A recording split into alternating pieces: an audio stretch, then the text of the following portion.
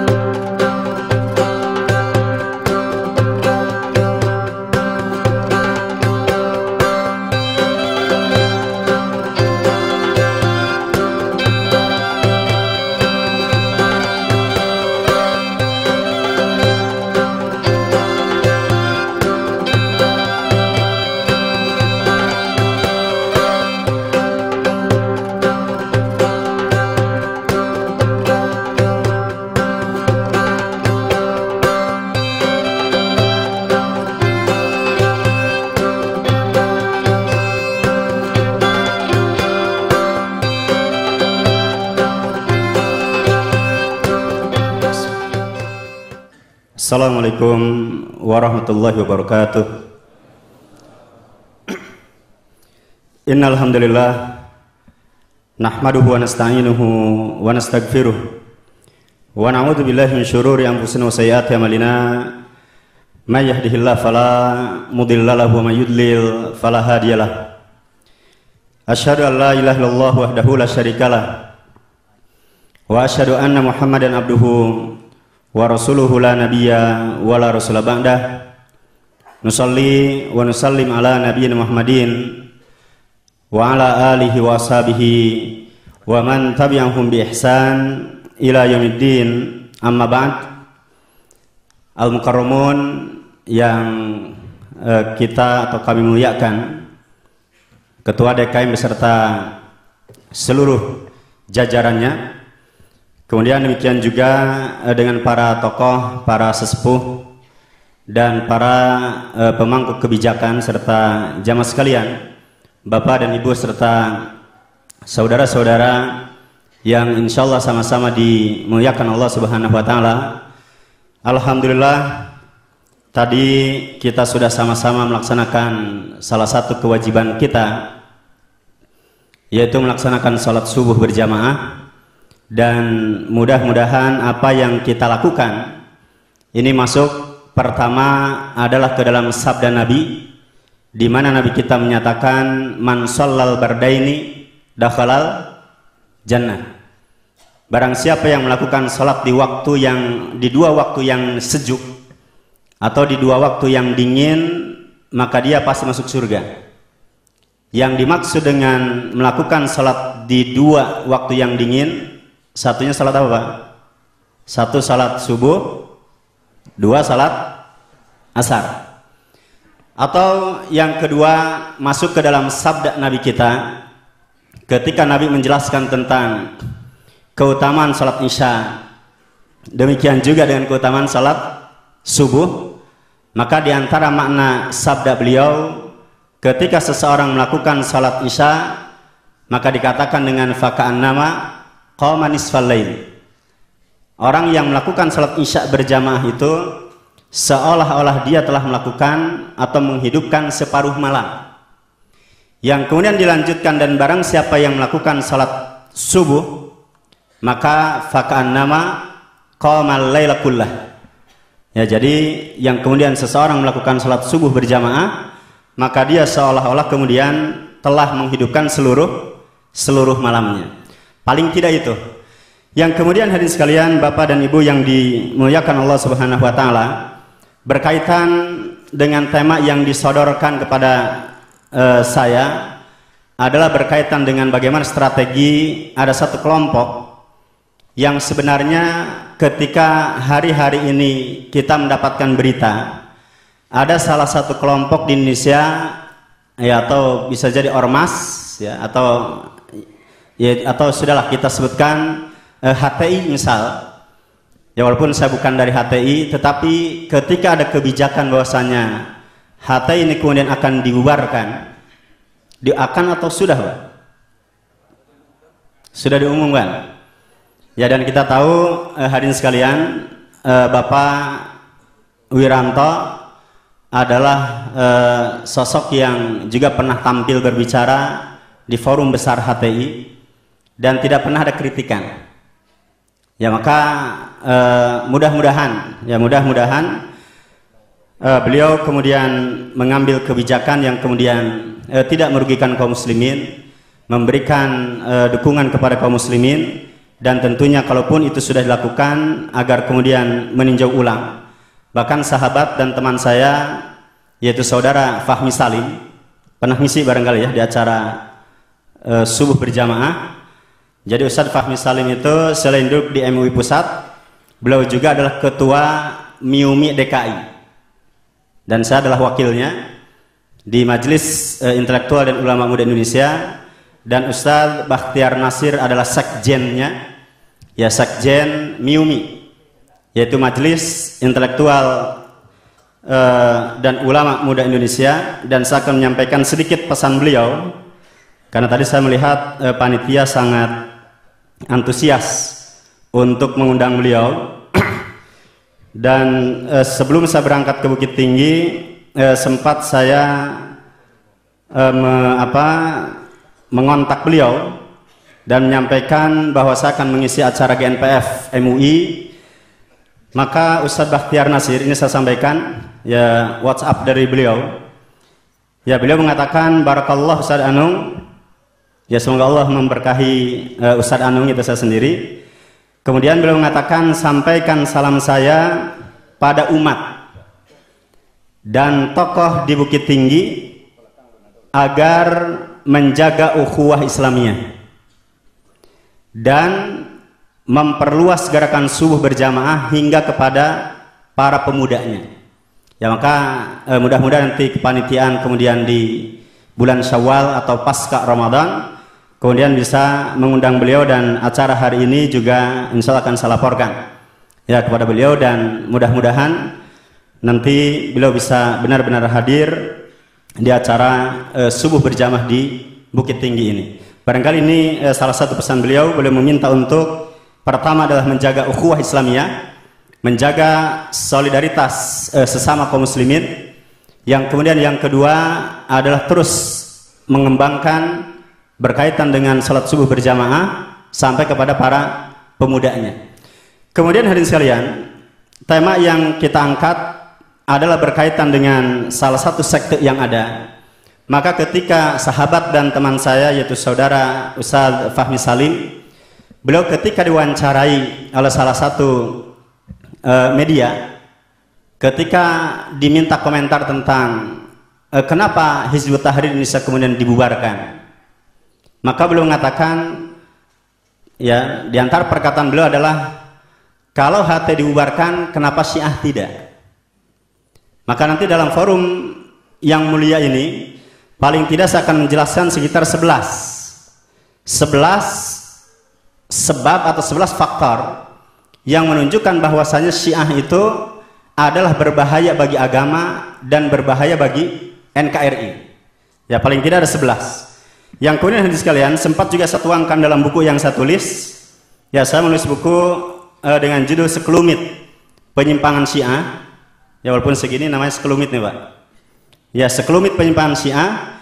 Yang kemudian dalam buku yang saya tulis, saya buktikan bahwasanya 10 poin yang dikeluarkan fatwanya oleh Majelis Ulama Indonesia Pusat di tahun 2007 berkaitan dengan 10 kriteria aliran sesat. Maka dalam buku yang saya tulis saya buktikan 10 kriteria itu semuanya ada dalam ajaran Syiah. Maka hadirin sekalian, di dalam forum ini paling tidak kita membahas tentang permasalahan ini sebagai satu bentuk tau'iyah. Satu bentuk tau'iyah untuk menyadarkan bahwasanya ada pemahaman yang justru lebih berbahaya. Baik berbahaya bagi agama yang kita anut maupun juga berbahaya daripada keamanan ya berkaitan dengan NKRI. Dan di tahun 2014 yang lalu ketika Kementerian Dalam Negeri Malaysia datang ke Indonesia kemudian berbicara di Bogor, yang kemudian ketika ditanya kenapa Syiah di Malaysia itu dilarang, ya kenapa Syiah di Malaysia dilarang, maka Menteri Dalam Negeri menyatakan di mana Syiah sudah punya power, di mana Syiah sudah punya kekuatan, pasti negeri itu akan kacau. Ya, beliau mencontohkan apa yang terjadi di Irak. Sampai hari ini luar biasa. Ya, berapa masjid Sunni yang kemudian sudah dihancur luluhkan. Ya, kemudian sudah berapa wanita muslimah yang kemudian sebelum dibunuh juga demikian diperkosa. Bahkan saya sempat berbicara dengan asli orang Irak yang kemudian diantara keluarganya habis. Ya, dia saya berbicara berempat ketika itu. Ya, dua orang dari Irak tadi yang kemudian dia menceritakan bagaimana kronologis keluarganya, dan ketika itu sedang ramai ada 6 masjid yang dihancurkan dan penduduknya diberi pilihan hanya 2, tinggalkan wilayah, saya lupa nama distriknya, ya, nama wilayah yang di bumi hanguskan itu. Maka yang pertama, tinggalkan wilayah ini. Kalau tidak mau meninggalkan, maka yang kedua pilihannya adalah siap untuk dibunuh. Ya, bahkan orang Irak tadi kemudian menyatakan di Irak ketika ada sebuah keluarga yang dia kenal kemudian diambil oleh milisi Syiah, yang kemudian ketika milisi Syiah tadi kemudian menginterogasi dan nanya kepada anak perempuan, ya, jadi yang ditangkap salah satunya anak kecil, anak perempuan. Ketika ditanya, "Nak, siapa nama kamu?" Yang kemudian si anak perempuan yang kecil tadi mengatakan, "Nama saya Rozana." Apa yang terjadi? Orang Irak menceritakan langsung si anak itu diambil, dibunuh. Kenapa demikian? Karena orang Syiah tahu kalau anak ini namanya Rozana, berarti nama sebelumnya adalah Aisyah. Ya, dan kita tahu bagaimana kalangan ini kemudian benci kepada para sahabat Rasul, termasuk benci kepada para istri Nabi kita Nabi Muhammad SAW, di antaranya adalah kepada Ummul Mukminin Aisyah. Itu mereka tidak suka. Kemudian dipanggil bapaknya. Kemudian si bapaknya ditanya, "Siapa nama kamu?" Ya, siapa nama kamu? Kemudian si bapaknya mengatakan, "Nama saya Ammar." Karena orang Syiah kan menghormati nama sahabat Ammar bin Yasir. Tetapi orang Syiah kemudian dia tahu kalau nama anaknya sebelumnya adalah Aisyah, kemudian si bapak namanya Ammar, berarti si bapak ini mengganti nama, berarti nama sebelumnya adalah Umar.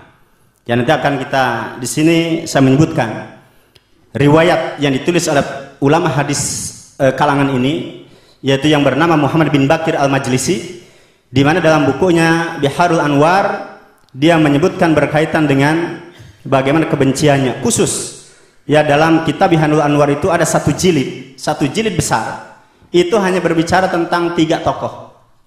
Pertama berbicara tentang Abu Bakar, 4 ya, berbicara tentang Abu Bakar, kejelekan Abu Bakar, hujatan dan hinaan kepada Abu Bakar itu luar biasa. Kemudian yang kedua kepada sahabat Umar, kemudian yang ketiga kepada sahabat Utsman, dan yang keempat adalah kepada istri Rasulullah SAW, yaitu Aisyah Ummul Mukminin. Isinya adalah mata'in, hujatan-hujatan, itu dalam kitab hadisnya. Nah, maka hadirin sekalian, ketika kita berbicara tentang kalangan ini, yaitu kalangan Syiah ini, maka pertanyaannya, apakah kalangan ini masih bagian dari Islam atau bukan? Ya, maka ketika itu dalam buku juga saya sebutkan, ketika saya dipanelkan dengan Pak Kiai Khalil Ridwan, ada yang kenal barangkali Pak ya? Pak Kiai Khalil Ridwan ketika itu sedang menjabat salah satu ketua MUI pusat. Beliau duduk di samping saya, yang kemudian di background ini kemudian tertulis perbedaan antara Syiah dan Sunni. Pak Kiai kemudian langsung mengatakan, "Saya tidak setuju dengan judul ini." Ya, perbedaan antara apa? Syiah dan Sunni. Beliau mengatakan, "Saya tidak setuju." Karena ketika dikatakan perbedaan antara Syiah dan Sunni, berarti apa? Seolah-olah kemudian Syiah itu masih bagian dari Islam. Maka beliau mengatakan judul yang tepat adalah perbedaan antara Islam dan Syiah. Baik ya hadirin sekalian, ketika ada kalangan yang mengatakan bahwasanya sudahlah tidak usah berbicara tentang apa penyimpangan Syiah, toh dia juga masih sholat, dia juga masih puasa, dia juga masih haji. Kita buktikan hadis sekalian. Yang pertama dari sisi syahadat. Syahadat antara kita dengan mereka ternyata kalau ditelusuri itu berbeda. Ya, kita mengatakan dengan asyhadu alla ilaha illallah, kemudian apa? Wa asyhadu anna Muhammadar Rasulullah. Ketika ada orang Kristen, ada orang Hindu, ada orang Buddha, ada non-Islam, kemudian menyatakan syahadat dan mengatakan saya ingin masuk Islam, disyahadatkan dengan asyhadu alla ilaha illallah wa asyhadu anna Muhammadar Rasulullah, sudah sah tidak Islamnya? Sah tidak, Pak? Sah Islamnya. Tetapi hadis sekalian, ketika masuk ke dalam kalangan ini, maka syahadatnya dirubah. Ya, dengan mengatakan asyhadu alla ilaha illallah, kemudian asyhadu anna Muhammadar Rasulullah, kemudian ditambah dengan asyhadu anna aliyan waliullah, kemudian asyhadu anna Fatimah, ya, jadi ada 5. Asyhadu anna Fatimah az-Zahra wa abnahal maksumina hujjatullah. Ya, dikatakan bahwasanya Fatimah az-Zahra dan seluruh keturunannya itu adalah merupakan hujjatullah. Dan syahadat yang kelima mengatakan wa asyhadu anna Abu Bakrin wa Umar wa Utsman wa Aisyah wa Hafsah finnar. Itu syarat yang kelima. Mengatakan bahwasanya aku bersaksi bahwasanya sahabat Abu Bakar, ya, dia tidak mengatakan sahabat, aku bersaksi bahwasanya Abu Bakar, kemudian Umar, kemudian Utsman, kemudian Ali, Utsman, kemudian Aisyah dan Hafsah adalah para penghuni neraka. Ya, padahal di masjid-masjid kita ada sebagian masjid ya suka ditulis nama-nama sahabat yang mulia. Ada di sebagian masjid yang ketika salat taraweh di rakaat pertama membacakan apa? Tentang Abu Bakar. Nanti di rakaat kedua membacakan tentang Umar. Nanti di rakaat ketiga membaca tentang Utsman. Kemudian yang keempat tentang Ali. Dihormati, dimuliakan. Nah, maka hadirin sekalian, pertama dari sisi syahadat itu berbeda. Ini secara ringkas. Kemudian yang kedua adalah dari sisi salat. Coba salat kita Bapak sekalian, berapa waktu yang kita lakukan? Kita 5 waktu. Bagaimana dengan salat mereka? Ketika ada seorang ibu, dalam buku juga saya sebutkan, ada seorang ibu dari Balikpapan mengatakan, Ustadz, suami saya sudah 2 tahun masuk Syiah. Nah, ini kemudian saya katakan karena ada orang yang suka mengatakan ini jangan-jangan Syiah, ternyata setelah dipelajari, diselidiki ternyata itu bukan Syiah. Akhirnya saya ajukan 3 pertanyaan ke si ibu tadi. Ibu tahunya bapak ini Syiah itu dari mana? Ya, kemudian si ibu mengatakan tahunya karena bapak itu terang-terangan, Bu, sekarang bapak sudah jadi Syiah. Terus yang kedua, kalau di rumah ada pengajian, jamaah yang datang dan ustadz yang diundang itu dari Syiah. Akhirnya saya pastikan dengan 3 pertanyaan. Yang pertama, Ibu, setelah suami ibu masuk Syiah, apakah suami ibu masih melakukan sholat Jumat atau tidak? Coba saya tanya ke hadirin yang khususnya bapak-bapak, sholat Jumat bagi kita wajib tidak, Pak? Wajib. Kemudian si ibu mengatakan, Ustadz, setelah suami saya masuk Syiah, maka suami saya tidak pernah sholat Jumat lagi. Ya, dan ada orang yang tinggal di Bintaro, di Tangerang Selatan. Dia menyampaikan, Ustadz, saya itu punya tetangga. Ya, punya tetangga, tapi aneh. Dia suka bicara tentang Islam, tapi kalau hari Jumat dia nongkrong di halaman rumahnya. Kalau yang lain sholat Jumat, dia nongkrong di halaman rumah. Ya, akhirnya kemudian ditanya oleh si tetangganya tadi yang cerita ke saya. Kemudian, Pak, Anda itu kan semangat Islamnya bagus, Anda suka bicara Islam, tapi kok tidak pernah sholat Jumat? Si bapak itu hanya senyum saja. Nah, ini yang pertama. Jadi kaitan dengan salat, mereka mengatakan salat Jumat belum wajib dan sifatnya adalah pilihan, yang mau Jumat silahkan, yang tidak juga silahkan. Ini kan ajaran dari mana? Yang kedua dari sisi waktu. Dari sisi waktu salat, mereka punya waktu dengan 3 waktu, dan itu dilakukan secara rutinitas. Yang pertama, kalau ini saya mengatakan ini adalah langsung, saya berdialog dengan salah satu pimpinan Syiah di Jabodetabek.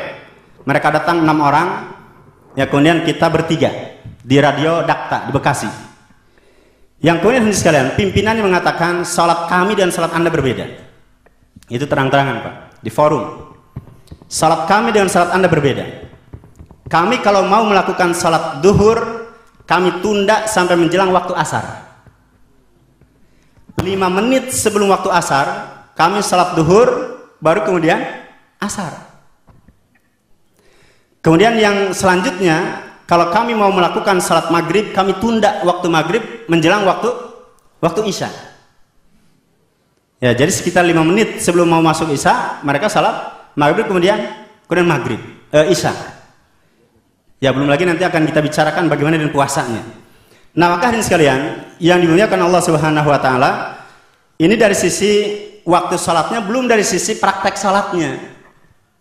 Ya, kalau kita walaupun ini nanti biasanya karena permasalahan prinsip yaitu masalah akidahnya berbeda, akan melahirkan permasalahan fikih yang berbeda. Ya, contoh, kalau imam membaca ghairil maghdubi alaihim waladdallin, makmum imam juga membaca apa? Amin. Itu disunnahkan. 14 sahabat Nabi meriwayatkan tentang keutamaan amin. Baik itu datang dari Aisyah, bahkan dari Ali dan Ibnu Abbas. Ya, jadi termasuk panutan mereka meriwayatkan tentang keutamaan membaca amin setelah ghairil maghdubi alaihim waladdallin. Tetapi dalam ajaran mereka hadirin sekalian, barang siapa yang membaca amin setelah ghairil maghdubi alaihim waladdallin, salatnya tidak sah. Berarti bapak dan ibu yang salatnya sejak kecil kemudian senantiasa membaca amin, salatnya apa? Tidak sah. Ya, belum lagi nanti dari sisi praktek yang lain. Ya, ketika kita melakukan takbiratul ihram Allahu Akbar, tangan kita kemana? Kita kan sidak begini. Ya, meletakkan tangan kiri di bawah tangan kanan. Tetapi dalam ajaran mereka, barang siapa yang melakukan perbuatan itu, maka salatnya tidak sah. Tidak sah, harus langsung lurus begini. Ya, lurus. Nah, maka hadirin sekalian, itu secara ringkas berkaitan ajarannya. Kemudian dari sisi puasanya, apakah puasanya sama? Ada seorang Bapak RW dan Bapak RT di Tangerang Selatan, itu datang sengaja ke rumah jauh-jauh dari Tangerang Selatan, datang ke Bekasi, ke Pondok Gede, tempat tinggal saya.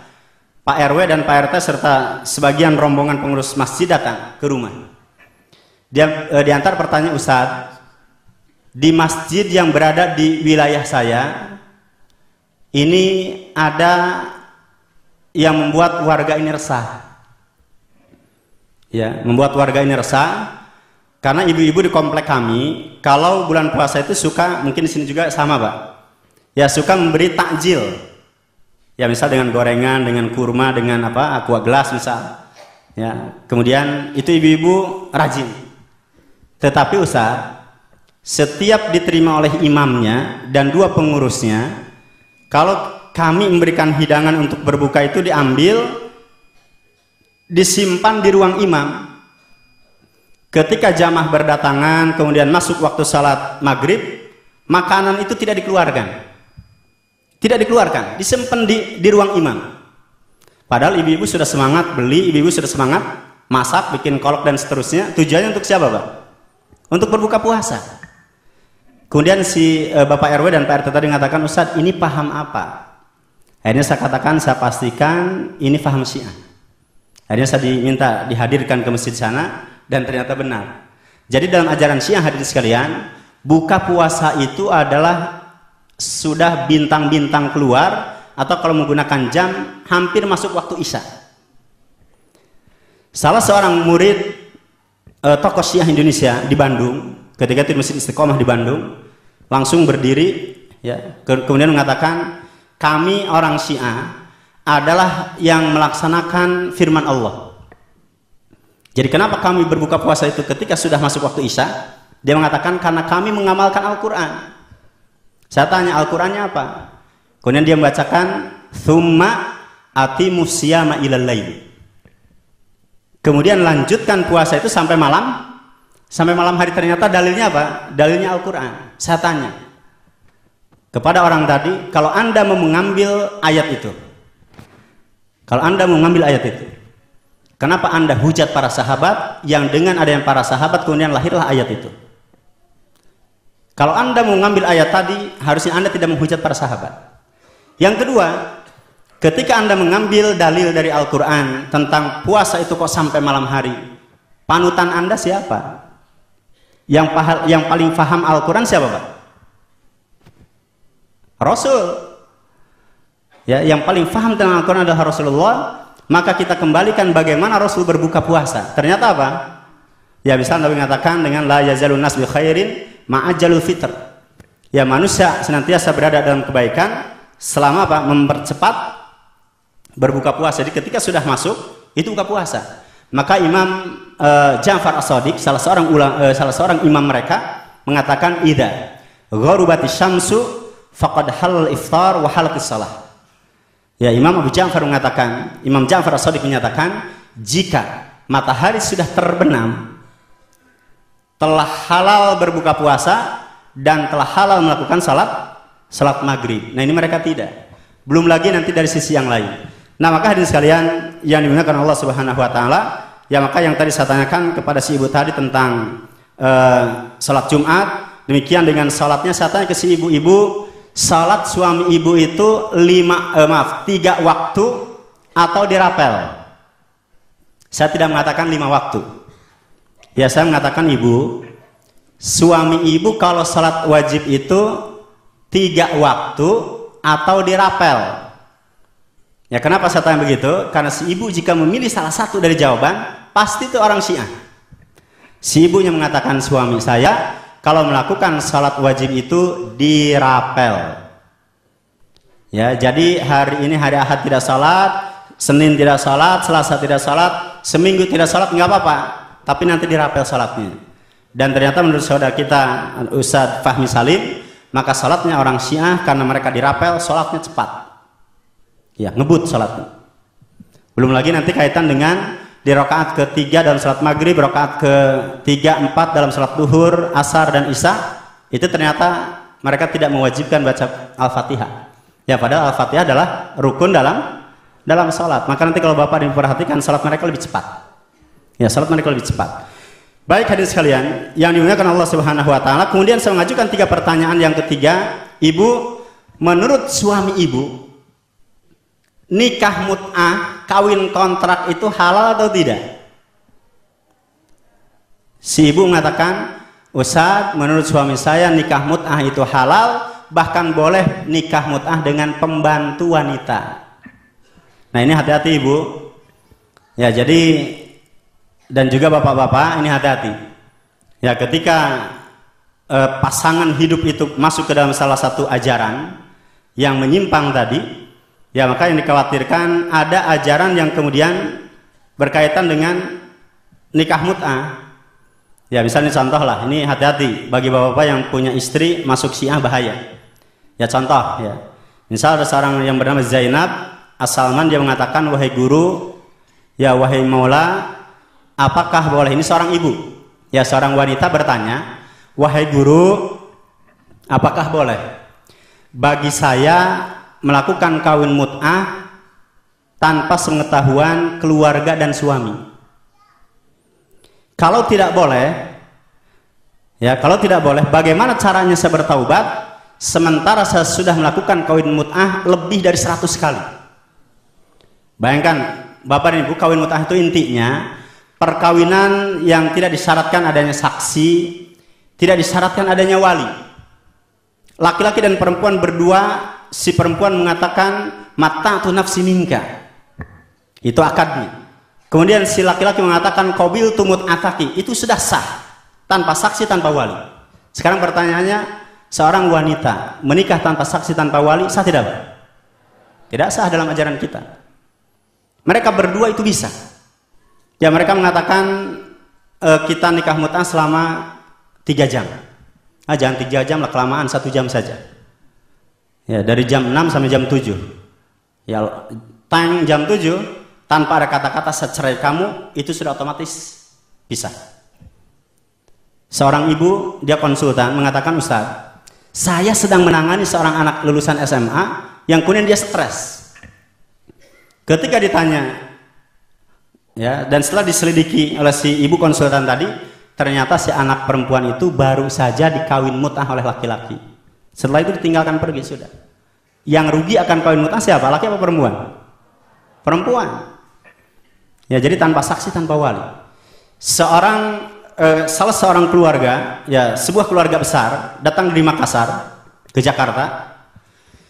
Kemudian orang tuanya ngobrol dengan salah satu pakar Syiah yang berpengantar buku yang saya tulis, yaitu Ustadz Farid Uqbah, yang kemudian keluarga besar itu mengatakan, yang menyampaikan, Ustadz, ini dia bawa anaknya, ya jadi bawa anak perempuan, dibawa akhirnya ke Jakarta, diselamatkan, dia tinggalkan Makassar, dia bawa ke Jakarta. Kenapa demikian? Ketika ada keluarga yang datang ke keluarga perempuan itu melamar, ya kemudian si perempuan itu diam, karena biasanya kalau laki-laki melamar perempuan, diamnya perempuan setuju apa nolak, Pak? Kan setuju. Si perempuan itu diam. Setelah keluarga laki-laki pergi, tiba-tiba si anak perempuan teriak, aku tidak mau kawin karena aku sudah punya suami. Ini kan ibu bapaknya kaget. Kamu sudah kawin kapan? Siapa suami kamu? Ini dikatakan apa? Dia telah kawin mut'ah. Ya ini real, ini terjadi. Ya ini terjadi. Nah maka ini sekalian, si ibu tadi mengatakan bahwasannya nikah mut'ah adalah halal. Ketika seorang wanita bertanya tentang dia telah kawin mut'ah selama lebih dari 100 kali, jawaban gurunya apa? Iya, wahai kekasihku Zainab, kamu boleh melakukan kawin mut'ah tanpa sepengetahuan keluarga dan suami kamu, dan pahala bagi kamu adalah sangat besar. Ya, karena kamu telah membuat para berondong itu bahagia. Ya, karena mungkin yang kawin mut'ah dengan dia, tahu berondong ya? Ya, jadi yang muda-muda. Jadi membuat anak-anak muda bahagia itu dapat pahala. Ini luar biasa. Ya, ini hati-hati. Jadi kalau pasangannya itu adalah paham Syiah, ini hati-hati. Ya, hati-hati. Demikian juga dengan kalau pasangan Syiahnya itu adalah laki-lakinya, kan bahaya. Kawin mut'ah dan pembantu. Bayangkan ketika istrinya pergi ke kantor, istrinya ngajar, istrinya tidak ada, yang ada hanya suami dan pembantu, apa yang terjadi, Pak? Ya sudah. Ketika saya tanya, kenapa ibu, suami ibu membolehkan kawin dengan pembantu? Mengatakan, Ustadz, alasannya adalah agar di rumah itu biar tidak kaku. Ya, biar tidak kaku. Ini luar biasa. Nah, maka hadirin sekalian, ini dari sebagian kecil dari ajarannya. Baik, karena kondisi waktu yang ada, kita akan melihat hadirin sekalian bagaimana strategi mereka, walaupun ini terjadi di Malaysia, tapi mirip Malaysia dengan kita. Kan rumpunnya masih rumpun Melayu. Saya termasuk yang diundang dalam simposium 2 negara, ya, simposium dakwah serantau, strategi menghadapi ancaman Syiah, Indonesia dan Malaysia. Ya, delegasi dari Malaysia datang 16 orang, dari Indonesia juga 16 orang, yang kemudian pembicara dari Indonesia ada 3. Pertama saya sendiri, yang kedua adalah Ustadz Fahmi Salim, yang ketiga adalah Dr. Abdul Khair Ramadan. Ya, mungkin broadcast beliau karena beliau praktisi hukum. Beliau juga menulis disertasi berkaitan dengan Syiah dan ancamannya bagi NKRI, itu dalam bentuk disertasi. Yang maka di sekalian, di antara yang hadir ada 3 profesor, 2 di antaranya adalah beliau, dan yang satunya adalah yang pakaian ini bajunya merah. Ini 3 profesor yang hadir. Ya, yang kemudian ada Profesor Dr. Datuk Aidit Ghazali, dan yang menarik adalah Profesor Dr. Datuk Siddiq Baba. Ya, Datuk Siddiq Baba ini usianya sudah lumayan, Pak ya, sudah sepuh. Beliau mengatakan di tahun 80-an, kata beliau, saya diundang oleh Khomeini untuk datang ke Qum, ke Iran. Tahun 80, sekitar 81-an, ada muktamar internasional bagi para imam masjid dan para khatib masjid. Kemudian Datuk Siddiq Baba ini mengatakan, setelah selesai dalam muktamar, saya langsung diajak bicara oleh Khomeini 4 mata. Khomeini, Pak ya, yang melakukan revolusi Iran di tanggal 11 Februari 1979. Ya, terjadi revolusi. Mereka melakukan kudeta. 4 mata berbicara. Kemudian Siddiq Baba, dia tidak seperti orang-orang lainnya. Kan ada orang Indonesia datang dengan Khomeini langsung baiat, langsung jadi pengikut Khomeini. Kalau beliau tidak. Di tahun berikutnya diundang lagi. Ya, beliau yang cerita. Tahun berikutnya diundang dan mengatakan di undangan yang kedua ini kemudian saya ingin tahu bagaimana kondisi masyarakat Sunni di Iran. Akhirnya beliau datang belusukan. Ya, beliau ingin tahu, beliau mengambil informasi dari rakyat di Iran, yang kemudian beliau menyimpulkan kalau begitu Iran itu hanya manis di luarnya saja. Ternyata orang-orang Sunni di Iran itu sangat apa? Ya, mereka dimarginalkan, mereka ada tindakan diskriminatif. Bahkan Bapak Ibu sekalian, kita tahu tahun 2015 yang lalu lembaga Amnesty Internasional menyatakan Iran adalah negara yang paling banyak melanggar HAM. Karena di tahun 2015 saja yang dieksekusi, dibunuh oleh Iran dari kalangan Sunni itu tidak kurang dari 1000 Sunni. Itu kalau tiap tahun Pak, 1000 habis lama-lama. Dan satu pun Bapak Ibu sekalian di Iran, khususnya di ibu kota Iran, ya Saralat, di ibu kota Iran, sejak tahun 1999. Ya, sejak tahun 1999 di situ disebutkan di Iran, di Teheran ada 12 gereja dan ada 6 sinagog Yahudi. Hari ini sinagog Yahudi yang ada di Iran tidak kurang dari 200. Ya, 200 sinagog Yahudi. Yang kemudian ya, data dari tahun 1999 di Teheran, di ibu kota Iran, tidak ada satupun masjid Sunni. Itu tidak ada. Di ibu kota Iran tidak ada. Ya, ini nanti akan kita lihat ya berkaitan dengan 11 atau 10 bahwasanya faham ini kemudian bisa membahayakan agama dan juga bisa mengancam keamanan sebuah negara. Hadirin sekalian yang dimuliakan Allah Subhanahu wa taala, maka Datuk Siddiq Baba mengatakan, saya menyimpulkan Iran itu hanya baik terlihat di luar. Ya, tetapi di dalamnya keropos. Oleh sebab itu, apa yang dilakukan di Malaysia, ini yang kita temukan ya dari pertemuan itu, ada strategi umum bagaimana orang Syiah melakukan ekspansi, menyebarkan fahamnya. Yang pertama, gugat pemerintahan dengan mewujudkan permusuhan antara ulama dengan pemerintah. Ini juga hati-hati. Ya, di antara strategi mereka adalah apa? Membenturkan ulama, membenturkan umat Islam dengan pemerintah.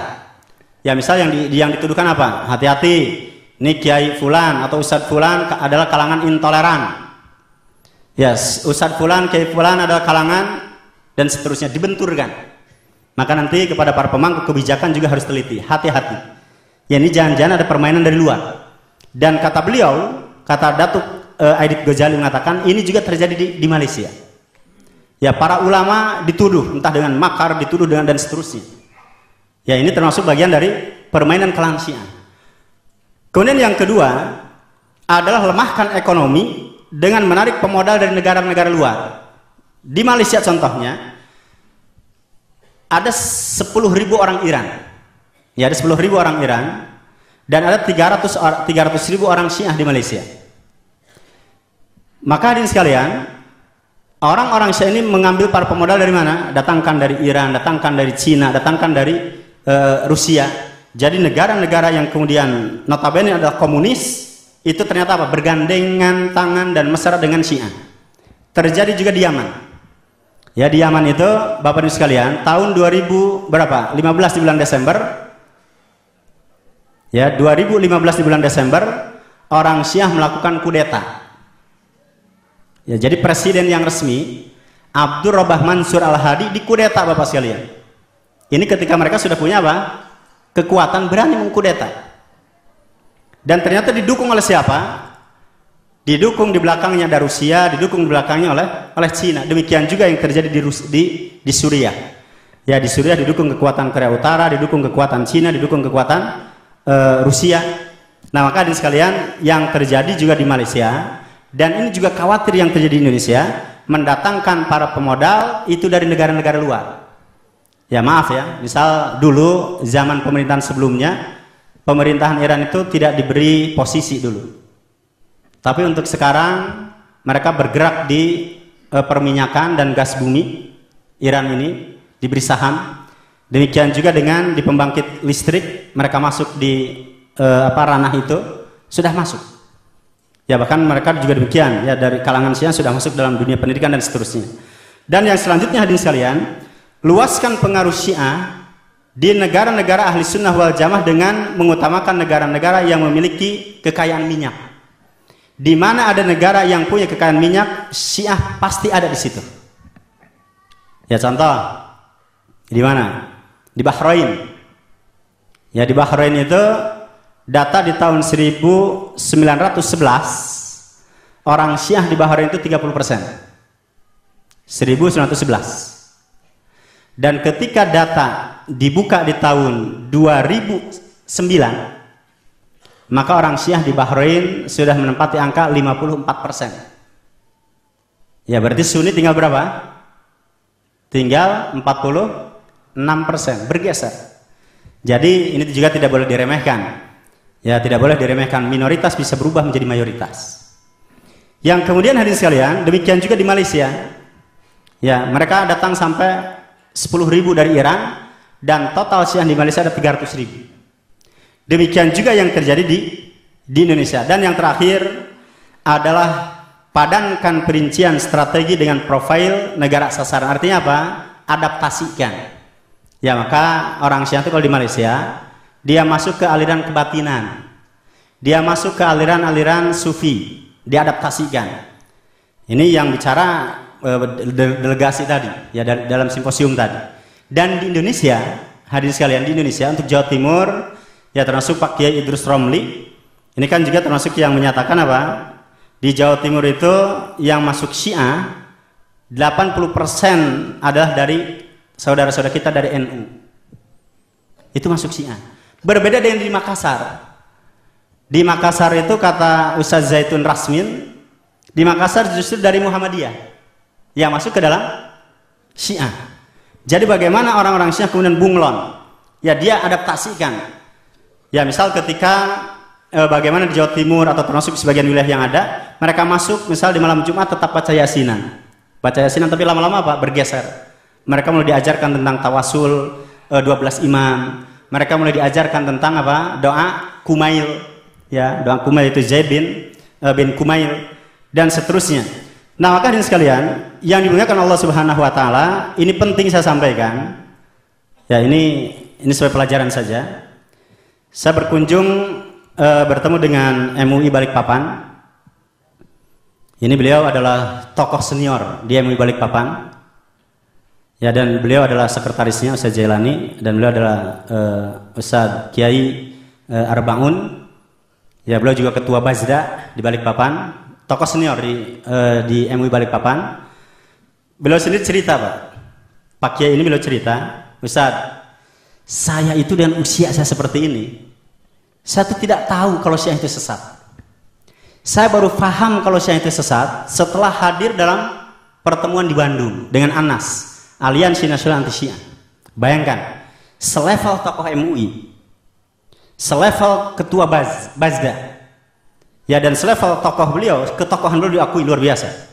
Ya karena beliau termasuk kalau tidak salah putra wali kota pertama Balikpapan. Ya selevel beliau mengakui, saya baru tahu, ini baru tahu itu tahun, ya sejak Anas berdiri itu tahun 2000 berapa, 2015an sekitar itu. Ya beliau datang ke Bandung, kemudian menyimak tentang penyimpangan Syiah, beliau baru paham. Ya artinya kalau setokoh beliau saya baru paham, apalagi dengan masyarakat umum. Ya, apalagi dengan masyarakat umum. Yang kemudian ma'asyiral muslimin, jamaah yang dimuliakan Allah Subhanahu wa taala, oleh sebab itu, bagaimana strategi Malaysia ya dalam menghadapi ancaman Syiah ini kalau rinciannya butuh waktu yang panjang. Pertama, ini sikap pemerintah Malaysia. Ya, sikap resmi pemerintah Malaysia terhadap Syiah itu bercanggah dan menyeleweng daripada pegangan Ahlus Sunnah wal Jamaah. Bercanggah artinya apa, Pak? Ini yang dari berlawanan ya. Jadi Syiah itu berlawanan, menyimpang, menyeleweng daripada Ahlus Sunnah wal Jamaah. Ini sikap resmi. Yang kedua, mesti disekat secara menyeluruh. Maka di Malaysia hadirin sekalian, organisasi mereka itu dibubarkan, aset mereka dibekukan. Ya, jadi kondisi Syiah di Malaysia betul-betul tiarap. Ya, kita suka mengatakan kita perlu tiru Malaysia dalam memerangi terorisme. Malaysia sudah lebih dulu.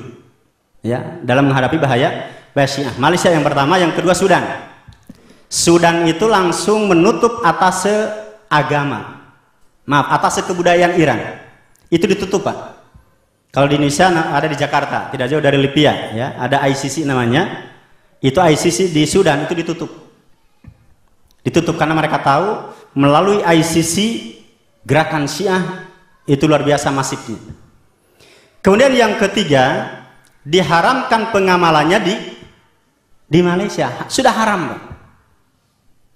Ya, kecuali kalau mereka diharamkan dalam arti terang-terangan. Tapi kalau mereka misal sholat di rumahnya dengan ritual Syiah itu silahkan. Ya, tapi kalau dilakukan dengan di masjid berjamaah dan seterusnya itu sudah diharamkan. Ya, dan ada buku yang dibagikan, ya, dikeluarkan oleh kalau kita sama dengan Kementerian Agamanya lah, ya, atau MUI-nya, JAIS serbu kubu Syiah, aparat menyerbu kubu Syiah. Jadi kalau pemerintah diberitahu di sana ada pusat Syiah, di sana ada kelompok Syiah, yang bertindak siapa, Pak? Aparat. Ya, bukan rakyat. Kemudian serbuan JAIS ke sebuah markas Syiah. Ya, jadi ketika kita tanya, Datuk, kalau di Indonesia ada namanya ANAS, Aliansi Nasionalis Syiah, itu kalau di Malaysia ada tidak ormas atau lembaga yang concern untuk menanggulangi bahaya Syiah? Kata mereka, di kami tidak ada. Karena yang bertindak langsung adalah pemerintah. Langsung. Maka ini sekalian, oleh sebab itu, di Iran, ya, di Iran, demikian yang disebutkan oleh Dr. Abdul Khair Ramadan dalam bukunya Syiah adalah Ancaman NKRI, disebutkan di situ di Iran disebutkan dalam pasal 12 ayat ya yang kedua, yang kemudian disebutkan bahwasannya agama resmi di Iran adalah Syiah Imamiyah. Itu resmi, Pak, dimasukkan ke dalam konstitusi. Maka pemerintah tahu, Malaysia tahu. Oleh sebab itu, yang harus berhadapan dengan Syiah itu kan personal-personal, tapi harus dihadapi oleh pemerintah. Ya, maka mudah-mudahan pemangku kebijakan juga kemudian bisa mengambil ya hikmah apa yang terjadi di Malaysia. Malaysia lebih dulu. Padahal di Malaysia pengikut Syiah itu tidak kurang dari berapa? Dari 300.000. Ya, 300.000, dan itu jumlah lebih banyak dibandingkan dengan di Indonesia. Tapi dilarang dan tidak ada gejolak, Pak. Tidak ada gejolak. Ya. Nah, ini apalagi dengan di Indonesia yang jumlah Syiahnya adalah hitungannya hanya sedikit. Ada yang mengatakan walaupun Kang Jalal pun menyebutkan ada maksimal 5 juta, mediumnya adalah 2,5 juta. Ya, atau paling sedikitnya adalah berapa? 300.000. Ya, walaupun yang lain mengatakan tidak sampai 100 atau 300.000, ya paling bisa dengan 10.000. Kita lihat hadirin sekalian, ya, ini yang ingin saya sampaikan. Ancaman bagi negara itu apa? Yang pertama, di mana-mana Syiah itu suka membuat makar. Di Yaman basis mereka di provinsi Sa'dah, tapi kemudian bisa menguasai Yaman. Mereka melakukan kudeta. Ya, Desember, kalau tidak 2014-2015. Dan hadirin sekalian, sampai hari ini Yaman terus bergejolak. Ya, luluh lantak luar biasa. Ini yang pertama. Yang kedua, mempunyai ideologi transnasional revolusioner. Kiblat mereka ke siapa? Ke Khomeini. Ya, kiblat mereka ke Khomeini. Maka jelas anti NKRI. Bahkan hadirin sekalian, setiap tanggal 11 Februari, setiap 11 Februari, atau mereka suka menunda sampai misal tanggal 15 Februari, mereka suka mengadakan hari ulang tahun Iran. Bayangkan, Pak, di ICC atau di beberapa kampus yang ada peringatan hari ulang tahun Iran. Kan aneh, Pak, orang Indonesia memperingati ulang tahun negara lain. Berarti apa? Loyalitasnya itu bukan kepada Indonesia, tetapi loyalitasnya kepada negara lain. Kan aneh, orang Indonesia kok peringatan ulang tahunnya mungkin dia juga tidak pernah merayakan atau mengikuti HUT Indonesia. Tapi kalau hari ulang tahun Iran itu mereka rayakan. Ini kan aneh. Ya, kemudian yang selanjutnya, Syiah punya kultur Persia. Kebudayaannya berbeda dengan kita. Di antara kebudayaan Persia, kultur Persia melukai diri. Coba di kita, boleh tidak Pak melakukan ritual dengan melukai diri? Ya Bapak dan Ibu sekalian, ini Ibu perlu perhatikan.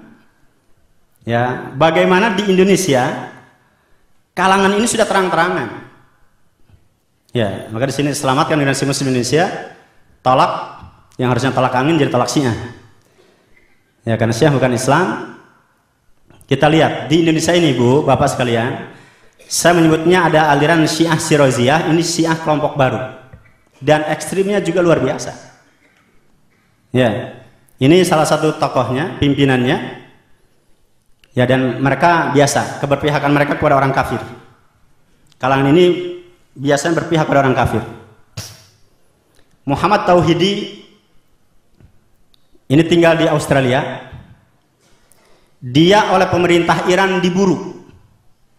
Ya, dia oleh pemerintah Iran diburu. Karena di Iran sudah tidak kondusif, dia meminta suaka politik di Australia. Dan bebas masuk ke Indonesia. Bayangkan Bapak Ibu sekalian. Ini tokoh Syiah Imamiyah yang kemudian diburu oleh pemerintah Iran yang juga merupakan Syiah Imamiyah. Ini nanti akan kita bahas. Ternyata antar mereka sendiri saling membunuh. Ya, antar orang Syiah sendiri saling mengkafirkan, saling membunuh, saling memenjarakan. Ini luar biasa. Bagaimana kita mengatakan orang Syiah itu ada kalangan yang toleran?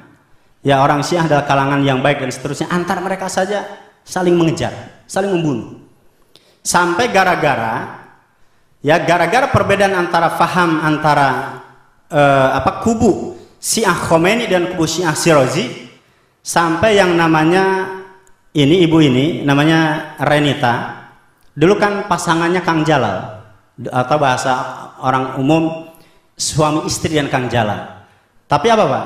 Sekarang masih bersatu atau sudah pisah? Pisah. Kenapa suami istri bisa pisah? Karena Kang Jalal ikut kubu Khomeini, kiblatnya ke Iran, yang kemudian istrinya ikut ke Ayatullah ya Sayyid Shirazi, yang kemudian berbeda pandangan dengan Khomeini. Itu gara-gara beda pandangan, suami istri bisa pisah. Ya baik, ini hadirin sekalian, ya ini kubu ya di Indonesia sudah muncul.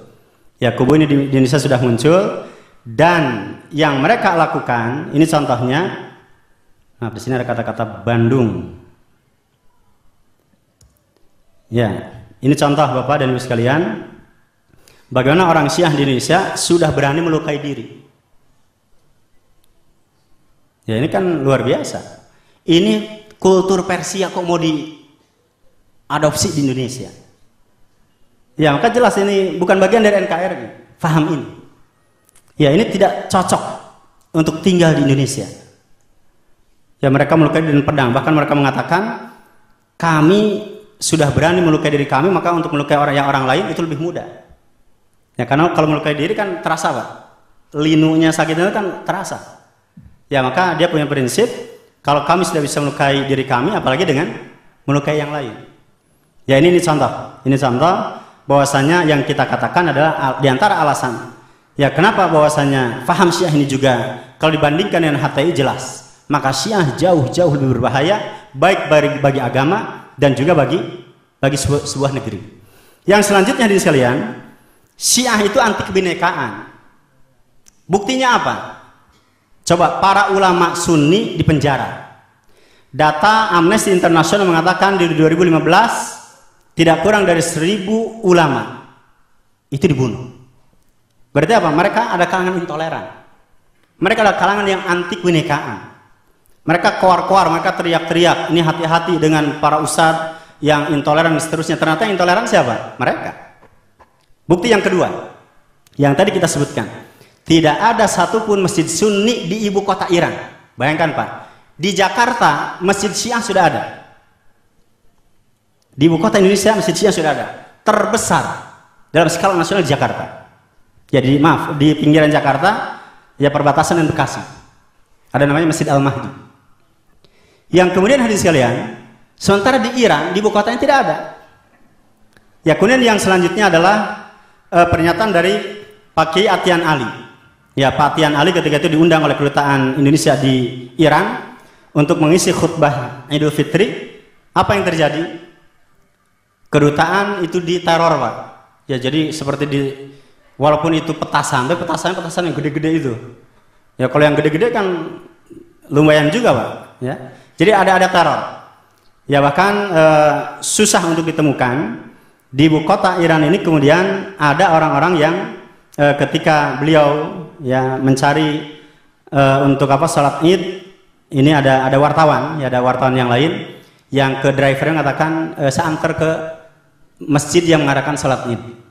Ini drivernya karena dari Syiah, itu dibawa keliling, kemudian dikatakan nggak ada. Ya Allah alam. Ya, walaupun nanti ada pernyataan yang lain, ini dari teman saya, senior saya di Mesir, yang kemudian posisi masih di sana juga, ya termasuk dia memberikan beberapa catatan tentang kondisi Syiah yang khususnya ada di Iran, mungkin nanti di lain waktu. Yang selanjutnya hadirin sekalian adalah kalangan Syiahnya sendiri. Ya, antara kubu Khomeini dan kubu Shirazi itu tidak akur. Kalau antar Syiahnya saja tidak harmonis, apalagi apa? Syiah dengan Sunni. Yang kelima, kalangan Syiah suka melakukan penyusupan ke sendi-sendi negara yang vital.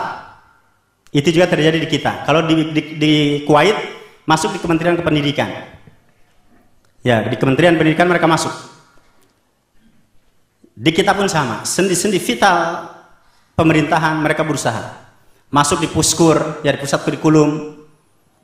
Kemudian maka wajar nanti ketika ditemukan ada buku-buku pendidikan ya untuk SD dan seterusnya, atau di Bengkulu ditemukan ya kemudian buku itu yang dikirim untuk perusahaan sekolah di sana justru buku-buku dari Syiah. Ya, hal ini terjadi demikian termasuk di Yaman, ya termasuk juga demikian di Lebanon dan seterusnya. Kemudian mereka itu susah dideteksi, Pak. Beda dengan ISIS. ISIS itu sangat mudah dideteksi. Ya, karena diantara karakteristik kalangan ini suka koar-koar. Ya, dia bangga, dia teriak-teriak. Jadi mudah untuk deteksi. Berapa datanya, berapa jumlahnya itu dengan mudah. Ya, sehingga kita tahulah bagaimana pemangku kebijakan yang ada tahu berapa yang pulang dari Suriah, berapa yang di Irak dan seterusnya, mereka tahu. Tetapi berkaitan dengan Syiah, apakah mudah untuk deteksi? Mereka diam-diam. Ya, mereka sembunyi-sembunyi, tidak mau menampilkan saya ini Syiah dan seterusnya. Kecuali di komunitas yang sudah jelas-jelas mereka kuat. Ya, misalnya di Bukit Tinggi, Bapak sekalian, apa ada yang sudah terang-terangan? Sepertinya agak susah barangkali. Ya, karena mereka taqiyah. Dan ketika dikatakan Anda Syiah, mereka akan mengatakan tidak, kami bukan Syiah. Ya, dan seterusnya. Jadi susah untuk deteksi. Yang ketujuh, kawin mut'ah bisa melemahkan bangsa dan merebaknya AIDS, penyakit AIDS. Masalah ini sempat dibahas di kalangan wanita Polri atau berarti bayangkara, Pak ya? Maaf, bayangkari ya. Istilahnya apa? Kalau ibu-ibu bayangkari, Pak ya. Itu sempat dibahas. Demikian juga di TNI, wanita TNI-nya sudah dibahas. Demikian juga di TNI ada Orpadnas, orientasi kewaspadaan nasional. Syiah termasuk yang diwaspadai sebenarnya. Bahkan sejak tahun 80-an ketika masih presidennya Pak Soeharto, dan kemudian kalau tidak salah kasatnya adalah Jenderal R. Hartono. Pak Jenderal R. Hartono ketika itu di tahun 80-an, 84 mengatakan hati-hati dengan geliat Syiah di Sampang. Itu sudah nunjuk Madura, Pak. Sejak 84. Kemudian terjadilah kasus Sampang. Ya, dan kita tahu hadirin sekalian, pemerintah ketika itu Pak Harto di tahun 1983 kemudian meminta kepada MUI untuk mewaspadi gerakan Syiah. Itu sejak tahun 1983. Diperkuat dengan tahun 1984. Di mana MUI sudah mengeluarkan 5 poin. Ya, 5 poin berkaitan dengan acuan perbedaan antara Syiah dengan Sunni. Bayangkan, sejak tahun 80-an tokoh kita, ulama kita itu sudah menyatakan untuk ada perbedaan antara Syiah dengan Sunni. Ini masalahnya nyampe tidak ke kita. Ya, ini kan luar biasa. Ya, ini demikian juga hadirin sekalian, ada ideologi takfir kaum muslimin. Jadi mereka terlalu mudah untuk mengkafirkan mengkafirkan kaum muslimin. Maka ada buku yang bagus dengan judul ditulis oleh Abdurrahman Asy-Syafi'i, orang Mesir, diberi pengantar oleh Profesor Dr. Abdul Munim Al-Birri, salah seorang pakar Syiah dan ulama besar Al-Azhar, yaitu dengan judul At-Takfir Inda Syiah Haqiqah Am Iftira. Ya, jadi takfir, mudah memvonis kafir dalam ajaran Syiah itu sebuah ilusi atau memang fakta. Ya, sehingga yang terjadi apa? Itu adalah fakta, yaitu sebuah kenyataan. Oleh sebab itu Bapak dan Ibu sekalian yang dimuliakan Allah Subhanahu wa taala, kalau kemudian saya tambahkan ini ada ini orang Indonesia nih, Pak. Ya, walaupun nanti ada kaitan dengan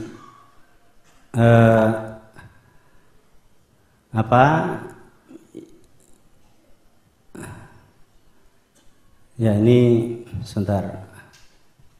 Ini panjang permasalahannya karena dalam judulnya kan strategi mereka dan bagaimana solusi kita. Ya, ini cara menghalau Syiah, barangkali ini tema terakhir yang saya sampaikan. Yang pertama adalah tumbuhkan semangat perjuangan. Ya, jadi karena umat Islam itu secara umum kan dua. Ya, ada umat Islam yang pragmatis, tapi ada umat Islam yang ideologis. Setiap orang Syiah pasti ideologis.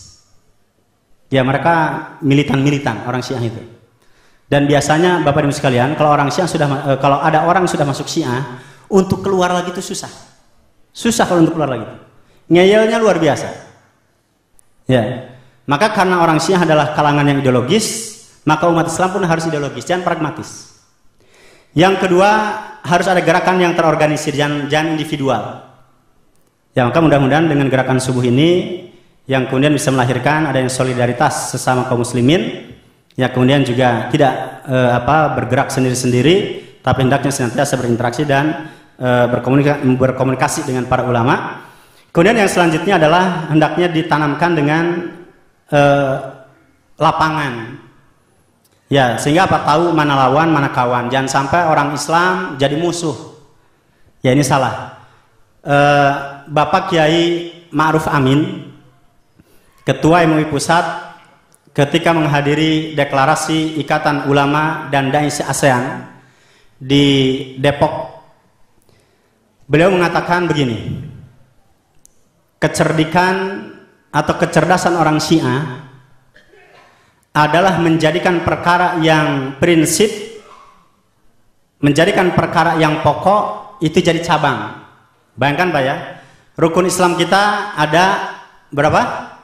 Ada 5. Rukun Islam mereka ada 11. Prinsip tidak itu perbedaan. Prinsip, tapi mereka mengatakan sudahlah, nggak usah dibeda-bedakan. Toh mereka juga akhirnya begitu. Ya, padahal ini perkara prinsip. Coba, kita punya rukun iman ada 6, mereka punya rukun iman ada 5. Ada tauhid, keadilan, kenabian, imamah, kebangkitan.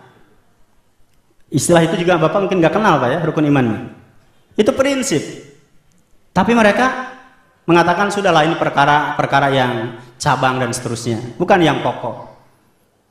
Ya, maka Pak Kiai Ma'ruf Amin mengatakan cerdiknya orang Syiah menjadikan perkara yang prinsip, yang pokok jadi cabang, dan jahilnya, bodohnya orang Sunni menjadikan perkara yang cabang jadi prinsip. Ya, contoh maaf lah ya, walaupun ini terjadi perbedaan misal antara saya dengan Bapak sekalian. Contoh misal urusan kunut tidak kunut dibesar-besarkan. Ya, ini kan perkara yang sebenarnya tidak prinsip, perkara cabang. Tapi oleh orang-orang Sunni dibesar-besarkan perbedaan itu. Ya, atau misal dengan perkara yang lain. Ya, masalah salat taraweh misal, berapa rakaat dan seterusnya. Ya, ini kan perkara cabang sebenarnya. Masih ada perkara yang prinsip. Maka seluruh ormas yang ada, baik NU-nya, baik Muhammadiyahnya, baik Al-Irsyadnya, baik Persisnya, baik dan seterusnya. Ya, ormas yang ada, rukun Islamnya sama, rukun imannya sama, salat waktunya juga sama. Ya, kemudian salat termasuk demikian puasanya dan seterusnya sama. Ya, sehingga hendaknya diminimalisir. Ya, perbedaan-perbedaan yang ada, dan barangkali juga termasuk pesan daripada Ustadz Bakhtiar Nasir tadi. Ya, hendaknya diperkuat ukhuwah Islamiyahnya, yang kemudian juga perlu penguatan SDM. Ya, demikian juga dengan perlu kekuatan logistik ya dan seterusnya. Yang kemudian ini adalah konsultan mufti se-Malaysia, Dr. Muhammad Arifin. Ini beliau ketua MIUMI cabang Malaysia. Ya, beliau sempat menjabat ketika bertemu ini masih posisinya. Beliau adalah konsultan mufti Malaysia. Kan di Malaysia setiap negeri ada mufti, Pak ya. Di setiap negeri ada mufti, misal mufti Kedah, misal mufti Terengganu, mufti kan ada begitu. Ya, maka persekutuan mufti. Nah, salah satu konsultannya beliau. Beliau termasuk yang menceritakan bagaimana dalam menghadapi Syiah, tapi intinya adalah yang tadi kita sampaikan, ya sebagaimana yang sudah kita sebutkan di antara poin-poin yang ada. Maka hadirin sekalian, barangkali kalau kita simpulkan, ya kita simpulkan orang yang mengatakan Syiah itu masih bagian dari Islam, kemungkinan yang pertama adalah orang yang tidak tahu akan ajaran Islam yang sebenarnya, tidak tahu akan ajaran Syiah yang sebenarnya, dan yang ketiga tidak tahu kondisi yang sebenarnya. Ya, bagaimana kondisi orang Sunni di Iran. Ini. Kemudian atau yang kedua kemungkinannya adalah orang yang mengatakan Syiah itu masih bagian dari Islam. Kemungkinan yang kedua adalah orang bayaran. Ya, mereka yang dibayar. Mereka kan ini, Pak, di antara program kalangan Syiah ini apa? Misal mengundang para tokoh datang ke Iran. Ya, berkunjung ke sana sekian hari. Misal ada forum rektor nanti diundang. Nanti pulang dari Malaysia, dari Iran ke Indonesia jadi apa? Berubah. Sejak tahun 2010 Kementerian Ketua Urusan Masjidil Haram dan Masjid Nabawi sudah menyampaikan sejak 2010, hati-hati dengan travel haji dan umroh yang membawa jamaahnya paketnya adalah Jakarta, Iran, Saudi, atau Jakarta, Saudi, dan Iran. Hari ini travel itu sudah ada. Itu hati-hati. Ya, karena travel ini kemudian sudah kerjasama dengan pihak Syiah di sana. Ketika dari Jakarta datang ke Iran, itu diservisnya luar biasa, Pak. Disambut dengan baik, diservis dengan baik, dilayani. Pas dari Iran, bagian ke Saudi, urusannya diperibet. Coba antrinya berapa lama, Pak? Itu lama. Akhirnya apa? Pulang-pulang nanti kalau ke Indonesia ditanya gimana Iran dengan Saudi, enak mana? Jawabannya apa? Enak Iran. Hari ini sudah terjadi. Ya, bahkan Allah alam jika benar di Jepara sudah ada travel khusus ONH++. Ya, berkaitan dengan pasangan, misal dengan seorang istri, seorang wanita. Ya, seorang ibu misal yang tidak punya mahram nanti dimahramkan tapi dimut'ahkan dulu. Jadi selama umroh itu jadi suami istri. Allah alam. Ya, maka ini sejak 2010 sudah diwaspadai ya hal ini atau perkara ini. Wallahu a'lam bishawab. Bapak dan sekalian jamaah yang dimuliakan Allah Subhanahu wa taala, barangkali ini yang dapat kita sampaikan berkaitan dengan sekelumit ya atau secuil daripada perbedaan bagaimana ajaran mereka dengan Islam, itu jelas sangat berbeda jauh. Demikian juga dari sisi ajarannya juga demikian. Ya, baik dengan rukun Islamnya dengan rukun imannya itu juga berbeda. Ya, belum lagi nanti dari sisi yang lainnya yang perbedaannya sangat menonjol. Demikian benarnya dari Allah dan kelirunya dari kelemahan diri saya sendiri. Dan mohon maaf jika ada kesalahan dan kekeliruan. Dan dari saya cukupkan dan saya akhiri. Wassalamualaikum warahmatullahi wabarakatuh.